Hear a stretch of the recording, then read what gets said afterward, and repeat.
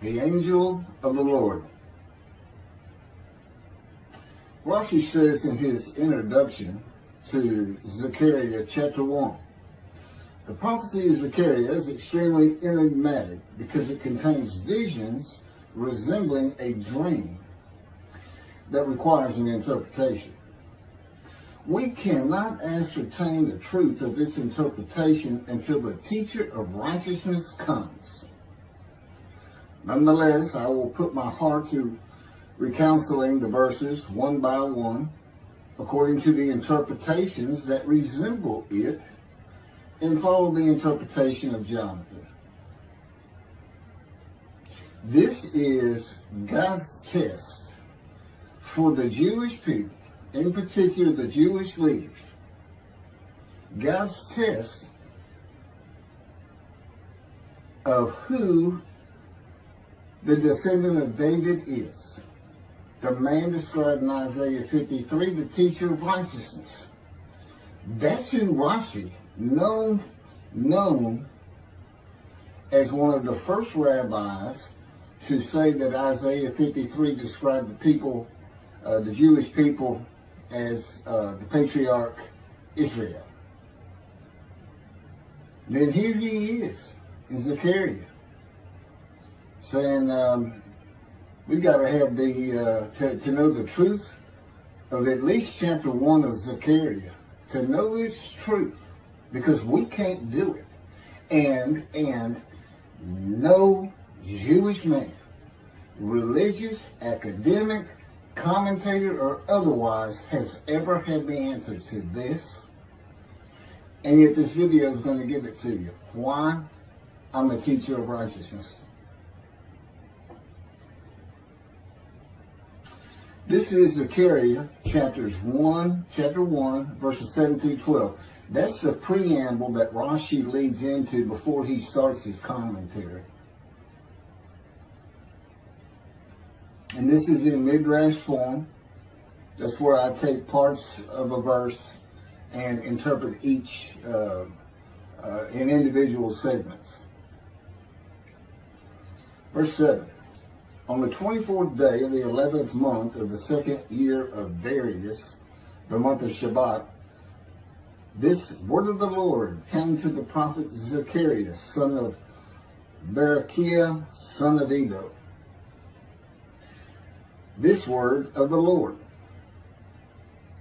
This verse continues with, in the night I had a vision, which is not a word of the Lord. The word of the Lord coming to Zechariah means the messenger of the words of God has come to Zechariah, who is the angel of God's presence, and the word of the Lord. Literally, that's his name. He has alighted upon Zechariah to bring a vision from God. Not a word, a vision. Verse 8. In the night I had a vision. I saw a man mounted on a bay horse standing among the myrtles in the deep, and behind him were bay, sorrel, and white horses. In the night I had a vision. There's a man on a horse standing in the myrtles. He is later referred to as the angel of the Lord, standing in the myrtles.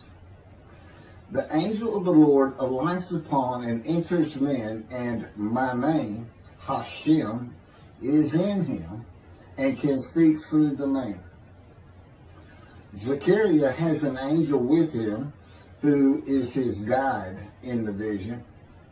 The deep is like a valley Zechariah is looking down on, filled with myrtle trees, and then an open area below that is where the bay, sorrel, and white horses are. Verse 9. I asked, what are those, my Lord? And the angel who talked with me answered, I will let you know what they are. What are those, my Lord? Zechariah is not talking to the angel. That's an angel. It's not my Lord. Who answered, but who never lets him know what they are. he is asking the man standing among the myrtles on a bay horse about the horses in the open area and calls him my Lord. Verse 10. Then the man who was standing among the myrtles spoke up and said, these were sent out by the Lord to roam the earth. Then the man who was standing among the myrtles spoke up and said, again, this is midrash form. Okay, so the man standing in the myrtles answers the question of Zechariah, not the angel who is with Zechariah. Verse 11, and in fact, they reported to the angel of the Lord, who was standing among the myrtles. We have roamed the earth and have found all the earth dwelling in tranquility. And it's like a dream. We have horses talking. You know, they could have been birds. Anything that can go far and go a long ways out and then come back. In this case, for this story or for this dream that was given Zechariah, it's horses. And in fact, they reported to the angel of the Lord. They who reported are the horses who have gone to and fro throughout the earth, and they spoke the report to the angel of the Lord, who was standing among the myrtles. The angel of the Lord, who was standing among the myrtles, has alighted upon and entered the man standing amongst the myrtles. The angel of the Lord is using this man as his visible presence. You cannot see the angel of the Lord. Just as he once used a burning bush for his visible presence, and God spoke through him to Moses. Not just as his visible presence, he also used the man to say, these were sent out by the Lord to roam the earth. In other words, it sounded like the answer was coming from this man. But it's coming from the angel of the Lord, and God is in that angel, his presence. Because that's the angel of his presence. You can find that in Isaiah chapter 63. I don't recall the verse. I never see anything on the angel of his presence. Wherever God's presence is, the presence that enters the temple, I never hear any mention of the angel that has to be with him. Why? It's the angel of his presence, who is the angel of the Lord. Yeah, I believe, and I'm not certain about this, but I've heard it at least one or two times, and that is Christianity believes the angel of the Lord is Jesus Christ. Thereupon the angel of the Lord exclaimed, O Lord of hosts, how long will you withhold pardon from Jerusalem and the towns of Judah, which you placed under a curse 70 years ago? Thereupon the angel of the Lord exclaimed. Okay, so the angel of the Lord exclaimed through the man. Zechariah heard the words come from the man standing in the myrtles. It is the only way Zechariah could have heard the words. The angel of the Lord can only speak to the man he has alighted upon. Ezekiel describes this as, a spirit entered into me and set me upon my feet, and I heard what was being spoken to me.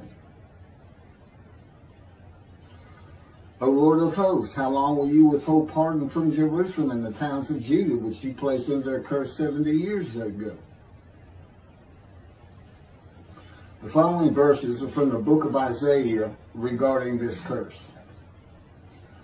Isaiah chapter 43, verse 2. So I profaned the holy princes. I abandoned Jacob to proscription and Israel to mockery. That, of course, is God speaking. The profaning of the holy princesses is God's prophecy of the banishment of King Jeconiah and all his offspring from ever ruling over Judah and Jerusalem again. The line of the kings of Judah ended. The line described king by king in the first book of the New Testament of Christianity. the line of Jesus. The abandonment and mockery are God's prophecy that the northern kingdom and the southern kingdom of the Israelites will be defeated and deported from the promised land. Isaiah witnessed the deportation of the northern kingdom, but the deportations of the southern kingdom were many years after his death. This is chapter 43, verses 5 through 7. Fear not, for I am with you. I will bring your folk from the east, will gather you out of the west. I will say to the north, give back, and to the south, do not withhold. Bring my sons from afar, and my daughters from the end of the earth. All who are linked to my name, who I have created, formed, and made for my glory. Okay, this is God's prophecy that all the tribes of Israel would return from the Assyrian deportations of the tribes east of the river Jordan, that were Reuben, Gad, and the half tribe of Manasseh, and all the tribes of the northern kingdom deported by Assyria, defeated and deported, and the Babylonian deportations of the southern kingdom. It is a prophecy that is specific to the Assyrian Babylonian exiles. This prophecy was fulfilled according to the books of Ezra and Nehemiah and their account of all 13 tribes returning to the southern kingdom of the lands of Benjamin and Judah. Jerusalem is within the lands of Benjamin, and his lands are considered part of the kingdom of Judah, since that is where the kings of Judah rule from. 10 tribes being lost and not returning is a myth. When the 7th month arrived, the Israelites being settled in their towns, the entire people assembled as one man in Jerusalem, as the man Israel, all of them. When the people Israel gather as one man, it is all 12 tribes who were allotted lots of the promised land, and the Levites, they did not receive a portion. They were allowed to go from lot to lot, tribe to tribe, and everybody was supposed to take care of them. The Levites, that would be Levi, the son of Levi, the priestly tribe without an allotment of the promised lands. Judahites and Benjaminites alone are not Israel, though all references to Israelites would include them. All of Israel had returned together to Jerusalem and Judah, mindful of the imported Gentiles in the northern kingdom, imported by the Assyrians, many of whom tried to stop the building of the second temple. This is why everybody returning, all 13 tribes, all went to Judah. The northern kingdom was occupied by Gentiles, I would assume Assyrians and Arabs.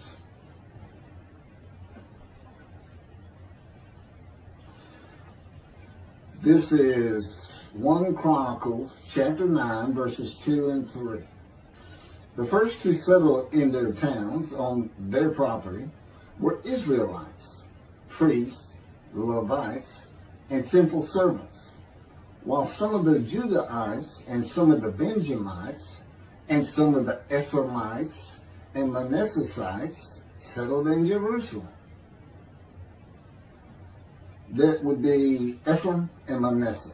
Manasseh was such a large tribe, it had to be broken in. It was broken in two. Half of it set up, their allotment was east of the river Jordan by about where Edom would be. And well, that was the tribe of Gad. Not Edom, Gilead, where the Tishbite, Elijah, the Gentile, was an inhabitant. Ramoth Gilead. Manassites, Ephraimites, and Judahites were the tribes with the largest allotment of the lands of Abraham, and Jerusalem is in the lands of the Benjamites. Those are who just got mentioned. The 3 largest lot owners.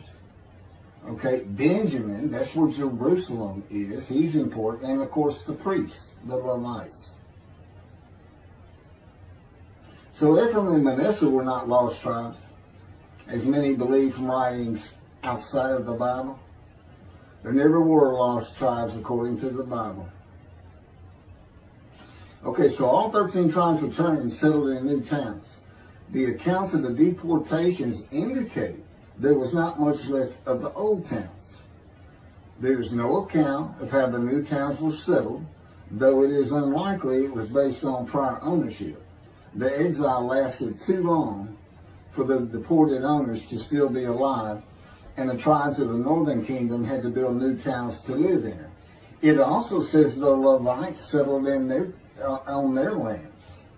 So everybody had to pick and choose, and I'm sure the strong and wealthy got the best places, and again, many just settled in Jerusalem. Okay, this is Isaiah chapter 43, verse 14. Thus said the Lord, your Redeemer, the Holy One of Israel, for your sake I send to Babylon. I will bring down all her bars, and the Chaldeans shall raise their voice in lamentation. This is God's prophecy that Assyria would be conquered by the Babylonians, who were defeated by the Chaldeans. But they actually go back and forth and actually became somewhat intermingled, Chaldeans and Babylonians. And that he would raise up the Gentile anointed king Cyrus of Persia to conquer them, to clear the way for all the tribes to return. That's how he cleared the way to the desert, or made rivers for them. Basically, he got Cyrus to release them. Chapter 43, verse 25. And I never hear anything about this. It is I who, for my own sake, wipe your transgressions away and remember your sins no more. Okay, this is God doing, and he says there's something new. I'm going to do something new for the Israelites. This story repeats with the new covenant that includes sin forgiveness of the Jewish people that arise with Elijah and the angel of the covenant after the exiles of the Roman dispersal return to the land of Israel in a time to come. That's in Jeremiah chapter 31.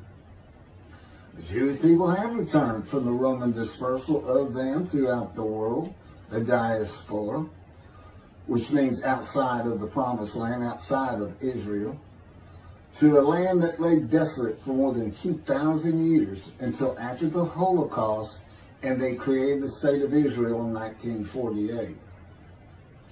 70 years later, and that's funny too, because they talk about a curse of 70 years.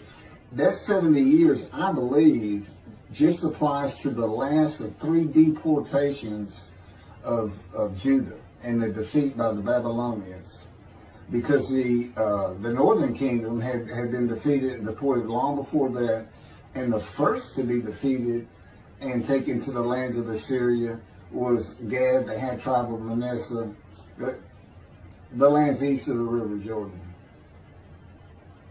70 years later, the land blooms again. Jerusalem has been rebuilt as a great city, larger than it was in ancient times.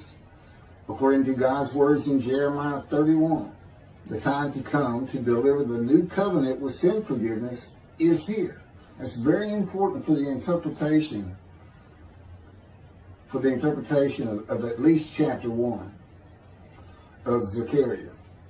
That means the angel of the covenant that you desire of Malachi 3 is on his way, followed by God and the messenger Elijah. And when God's third temple is built, he will return to it suddenly. This is the day of the Lord. That's Malachi chapter 3. Now, Zechariah is in Jerusalem, and the construction on the second temple is about to begin. Isaiah has written God's words of sin forgiveness, which would have removed the curse long before this, when they were returning, when the remnant of the 13 tribes was returning. And the angel of the Lord proclaims, O Lord of hosts, How long will you withhold pardon from Jerusalem and the towns of Judah, which you placed under a curse 70 years ago?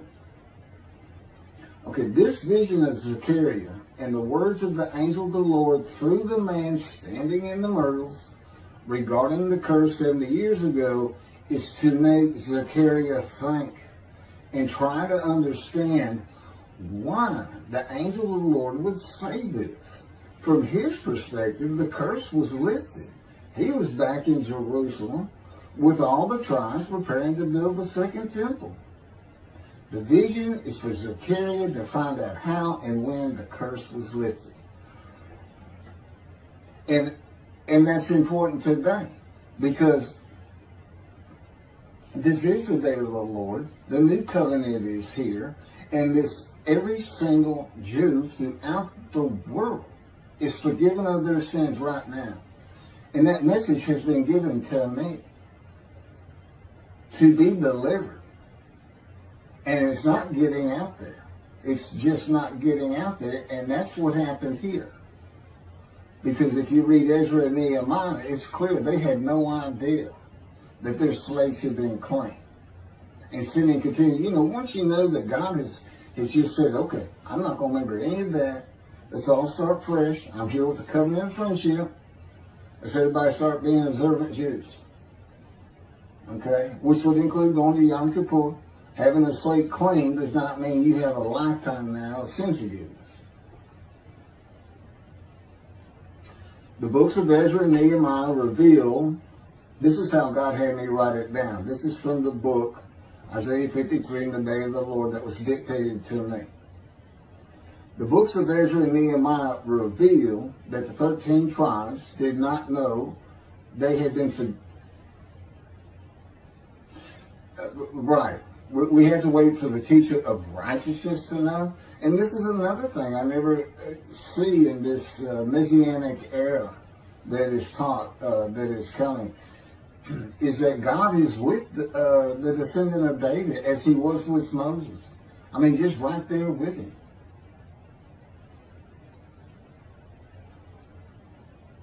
The books of Ezra and Nehemiah reveal that the 13 tribes did not know they had been forgiven of their sins to be a holy seed in the building of the second temple. If people know they have been forgiven and have a clean slate from past transgressions against God and his laws, they are more likely to stop their sinful ways and abide by his laws in the future. The scroll of Isaiah needs to be found and interpreted by Zechariah and the religious leaders so they will know of God's forgiveness of their sins. God will be returning before the temple is built. That will be the third temple, to test the devotion of his righteous servant and make him suitable for his purpose, which might prosper. That includes the building of the third temple. This would begin when his spirit alights upon the anointed one, Moshiach. His presence with his righteous servant will be necessary for the temple to be rebuilt. Islam will not freely hand over their third most holy site to Israel and abandon the Dome of the Rock Mosque, a mosque that sits on the Temple Mount purchased by King David for God, the most holy site of the Jewish people. With God is the angel of his presence who is already on the way. You want me to skip that? Okay, this has been covered in other videos more than once.